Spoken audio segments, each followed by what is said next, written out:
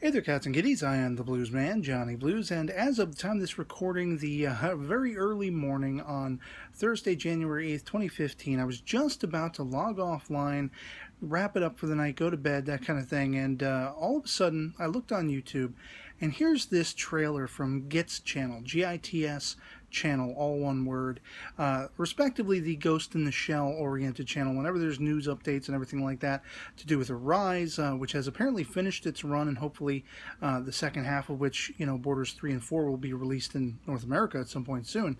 But there's a new trailer, and it was kind of, it's something that took me aback at the moment, because I was like, wow, this really looks like Arise animation, but Motoko Kusanagi actually looks a little bit different in it. And, from the trailer, which I will link in the description below, it's only like 30 seconds long, and basically you're looking at this building.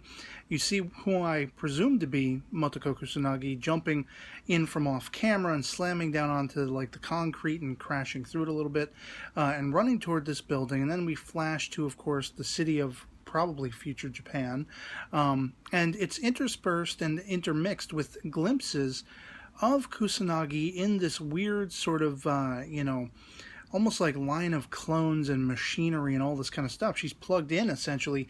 Reminded me very much of some of the imagery you see back in the PlayStation 1 days when the Ghost in the Shell game came out for that system.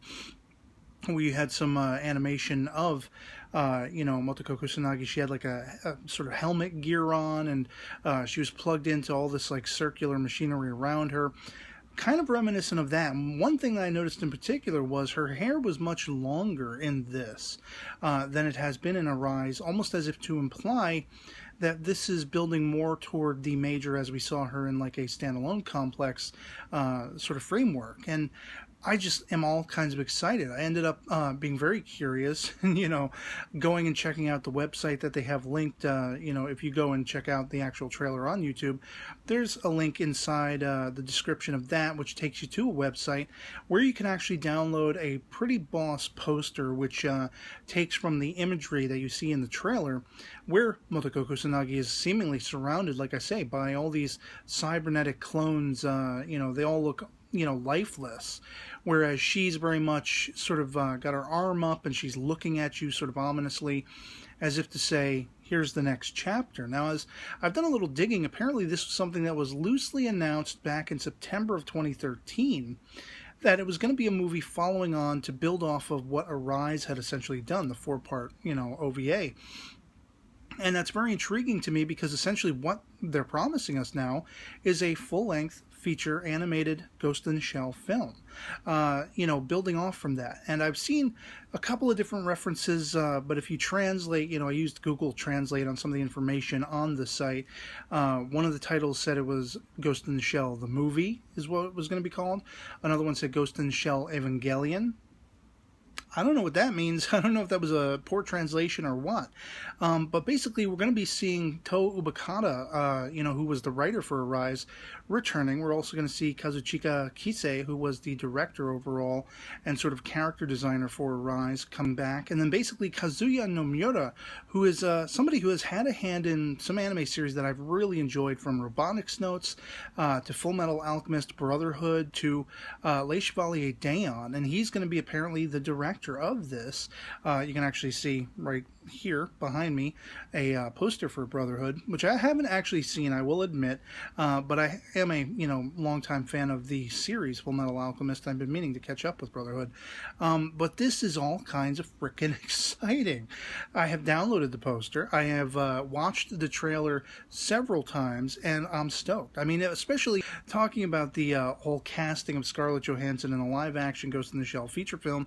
Wasn't too thrilled with that. I will palette it and I will go check it out, but this is what made my day. A new anime feature film in the Ghost in the Shell franchise, and building off from Arise, which, even though I haven't seen parts 3 or 4 yet, Borders 3 or 4, I enjoyed the first two. I finally got it. I picked it up, I actually have it sitting right here because I just watched it recently, Borders 1 and 2, and I thought it was phenomenal. I thought it was awesome that Mary McGlynn was actually tapped to, almost as a passing of the torch. She voiced in the English dub of this the boss of the younger, Motoko Kusanagi, perfect, just pitch perfect. And now we're going to have a movie building off of this.